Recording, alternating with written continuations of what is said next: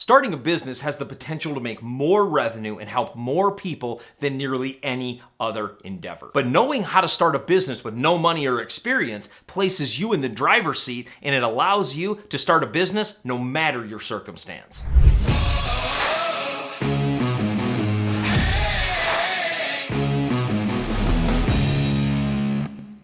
In this video, I'm going to walk you through the 7 things you need to know if you want to start a business. You don't have a lot of experience, you don't have a lot of money, but you really understand that this entrepreneurial journey is for you. Because being an entrepreneur is not for the faint of heart. It's going to take hard work, it's going to take effort, it's going to take strategy, it's going to take mentorship, it's going to take you being willing to be molded into somebody you've never been before in order to become somebody who can truly help people. The very first thing you're going to do is start to brainstorm startup ideas. What are the startup ideas that fit you and your personality? You see, every business takes on the personality of its owner, and the owner really injects its personality into that business. For me, my investors tend to be people a lot like me. I'm not saying people don't come into our world that are a little different than me, but they tend to be kind of highly energetic people that are really excited about life, that are really excited to keep things moving forward, because that's my personality. That's the energy I connect with. So when you're thinking about your startup ideas, you want to pick an industry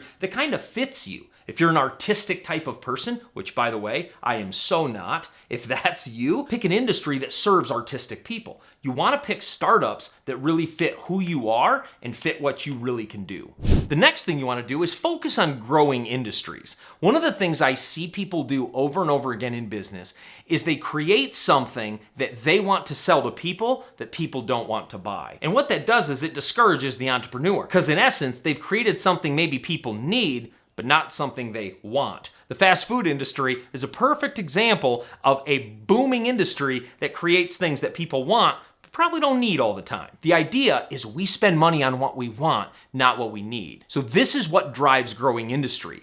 Desire drives industry. Make sure you write that down.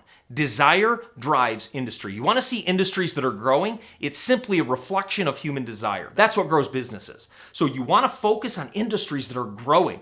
Don't focus on industries that are dying. Investing in a company that manufactures CDs, probably not a great place to invest. It's kind of a little bit archaic. They don't really exist much anymore. The truth is, you want to invest in industries that are moving forward, that are growing, that are continually gaining attention. Right now, moving anything online is going to be a great choice because so much is there now. Almost everything is online that can be experienced online. Really can't get your hair cut online, at least yet. Who knows what's coming? You can't really go out to dinner online if you want to go out to a restaurant. You can't really go out for coffee and meet a friend online. You could do it virtually. It's just a different experience. But the idea is connect with industries that are continually growing. So after you've surfaced the industries that you kind of fit with, choose of those industries, choose one that fits your personality, and choose one that's growing, that's on the way up. It's going to be a lot easier to grow a business in a growing industry. The third thing you want to do is locate and serve market gaps. See, opportunity in business lives in the underserved parts of the market.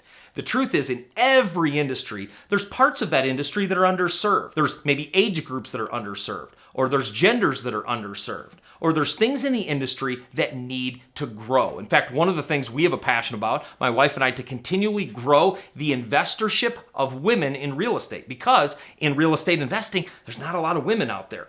Thank God it's starting to grow, but there's still a massive difference between the amount of men in real estate investing and women. So the truth is, there might be a gender piece that's underserved. There might be a socioeconomic part that's underserved in teaching maybe lower socioeconomic people how to invest in real estate, at least applied to my business. So you can locate underserved parts of the market and start serving those parts of the market. One of my friends started a consulting business just after he retired. He retired at about the age of 55, and he wanted to start a consulting business. So what he did was he started surveying the industry to start a consulting business and see how could he consult people that would really add value to them. And you know what he found? He started going after people that just retired that wanted to start a consulting business, just like him.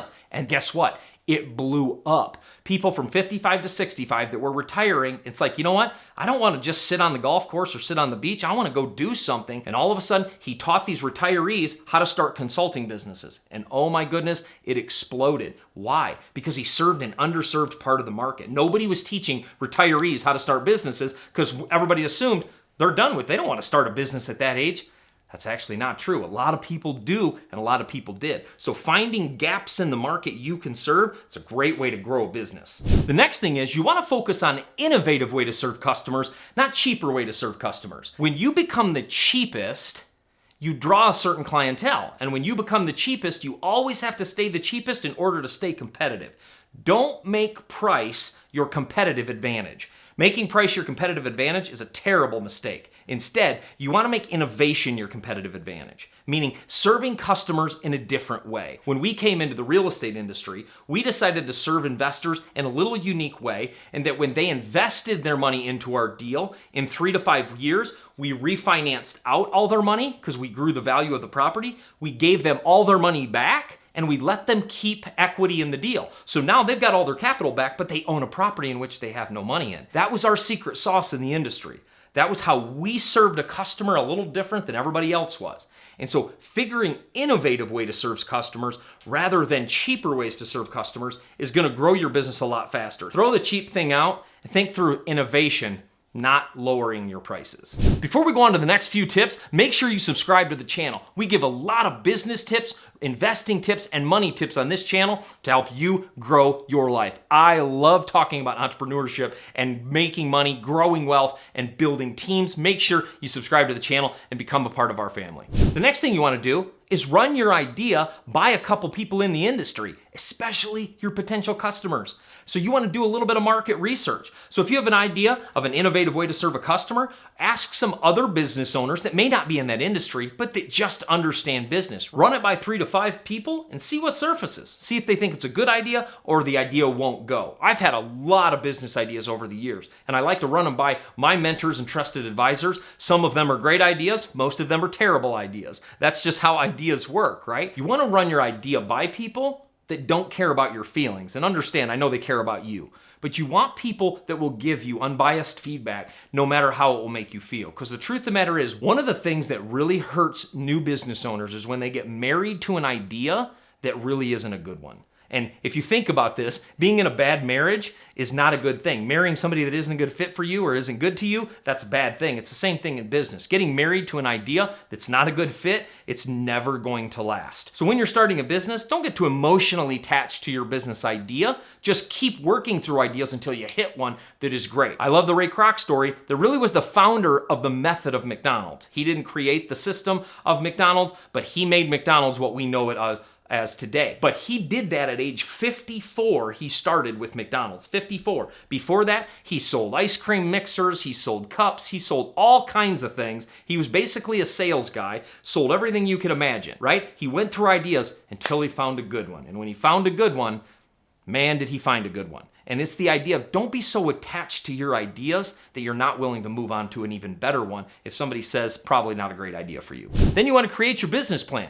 You want to lay out a plan of how you're going to reach your customers, how you're going to serve your customers, what makes you different in the market, what's your product and service, what's the specific way you think you can acquire customers and at what price. As you draw up this business plan, it really helps you articulate in your mind what the business is going to look like. Doing a business plan is as much for you as it is for any bank that requires it or any other financial institution. Because when you're launching a business, most people don't start off with a plan saying, this is kind of what I'm going to do, this is where I'm going to go, here's my competitors, here's how I'm going to serve people different, etc. And I really want you to understand a business plan is a really good practice to go through because it really pushes you to answer some maybe even uncomfortable questions that you might not know, but it'll push you to go find the answer. So get a business plan in place because it's really your blueprint for moving forward. After you watch this video, if you want more information on how to start a business plan, go to part 1 of how much money do you need to start a business. I walk through everything you need for a business plan so you can create one with precision. The next thing you can do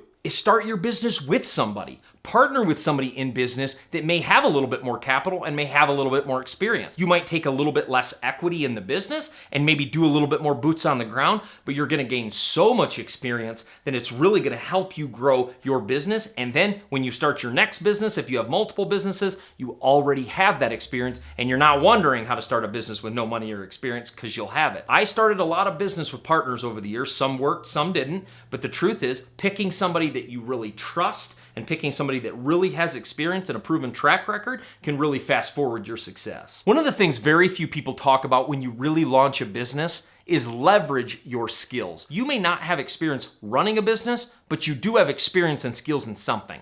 And leveraging those experience and skills in order to start your business is at least going to help you have the skills down to deliver to your customers. So if you know how to develop websites, but you don't know how to start a business around it, at least make sure you choose a business that encapsulates some of your skills and some of your abilities. Starting a business in which you have no ability to deliver to those customers is really a difficult business to start unless you're going to start with employees that do. So understand, if you're starting business for the first time, try to center it around a skill and passion you have so you can deliver to those customers. I also want to give you a free gift today. I have a free business startup checklist I want to give you. Down in the description, click that link. You'll be taken to a page and you'll be able to download your free business startup checklist so you don't forget anything when you're starting your business.